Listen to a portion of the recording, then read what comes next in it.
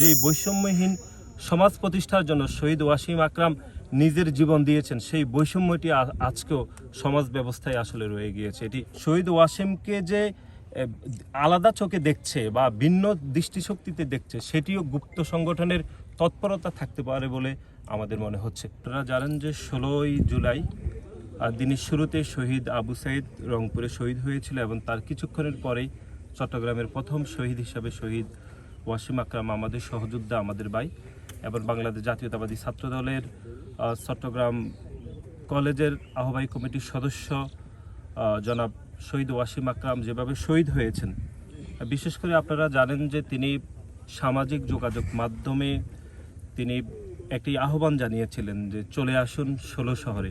এই আহ্বান শুধুমাত্র কোটা সংস্কারের জন্য ছিল না বা একটি চাকরি পাওয়ার জন্য ছিল না, যে কথাটি আসলে বারবার বলতে হয়।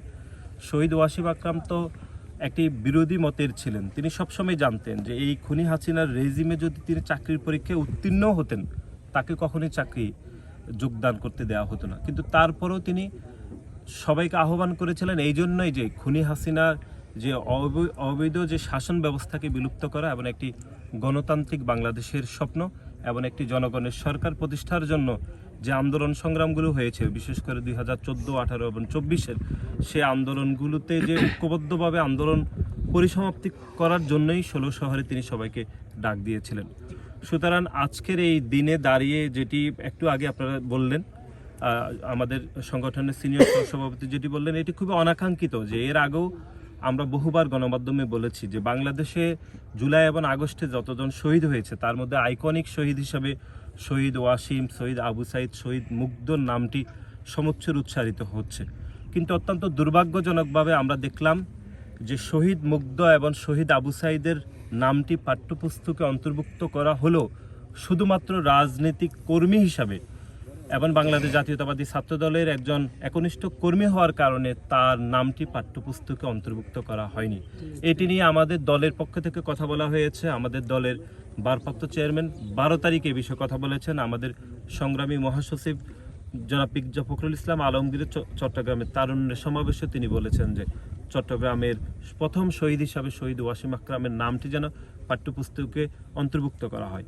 কিন্তু আমরা দেখলাম এই যারা অন্তর্বর্তীকালীন সরকার রয়েছে, সেই সরকারের দায়িত্বের প্রথম ধাপটি হওয়া উচিত ছিল যারা শহীদ হয়েছেন তাদেরকে রাষ্ট্রীয়ভাবে ক্ষতিপূরণ দেওয়া এবং যারা আহত হয়েছেন তাদেরকে পুনর্বাসনের ব্যবস্থা করা। বিশেষ করে আপনারা জানেন জুলাই এবং আগস্টে 4000-এরও বেশি ছাত্র জনতা যারা দৃষ্টিশক্তি হারিয়েছেন এক চোখে অথবা উভয় চোখে, তাদের পুনর্বাসনের কোনো দায়িত্ব সরকার এখনো পর্যন্ত নেয়নি। সুতরাং রাষ্ট্রীয় ক্ষতিপূরণ, আহতদের পুনর্বাসন এবং যারা চোখের সমস্যা হয়েছে, দৃষ্টিশক্তি হারিয়েছে, তাদের যে পুনর্বাসনের ব্যবস্থা করা হয়নি, এটি এই অন্তর্বর্তীকালীন সরকারের একদমই আমরা যেটি ব্যর্থতা যেটি মনে হচ্ছে সেটি। এবং শহীদ ওয়াসিম আকরামকে দলীয় দৃষ্টিকোণ থেকে দেখার যে প্রবণতা, এটি আমাদেরকে মনে করিয়ে দেয় যে বৈষম্যহীন সমাজ প্রতিষ্ঠার জন্য শহীদ ওয়াসিম আকরাম নিজের জীবন দিয়েছেন, সেই বৈষম্যটি আজকেও সমাজ ব্যবস্থায় আসলে রয়ে গিয়েছে। এটি অত্যন্ত দুর্ভাগ্যজনক এবং এটি অত্যন্ত মর্মান্তিক আমাদের জন্য। এবং আমরা বাংলাদেশ জাতীয়তাবাদী ছাত্র দলের পরিবারের পক্ষ থেকে আমরা যেটি অনুধাবন করছি যে জুলাই আমাদের সকলের, জুলাইয়ের যে আন্দোলন সেটি আমাদের সকলের ছিল, জুলাইয়ের সকল শহীদ আমাদের, জুলাইয়ের যত সফলতা আছে সেটি আমাদের সকলের। একই সাথে জুলাইয়ের যে ব্যর্থতাগুলো, বিশেষ করে যেটি বারবার বলতে হয় সেটি হচ্ছে যারা শহীদ হয়েছে তাদের রাষ্ট্রীয় ক্ষতিপূরণ দেওয়ার দায়ভার যাদের দেওয়া উচিত ছিল, যাদের উপর অর্পিত করেছে জনগণ, তারা এটি চরমভাবে ব্যর্থ হয়েছে।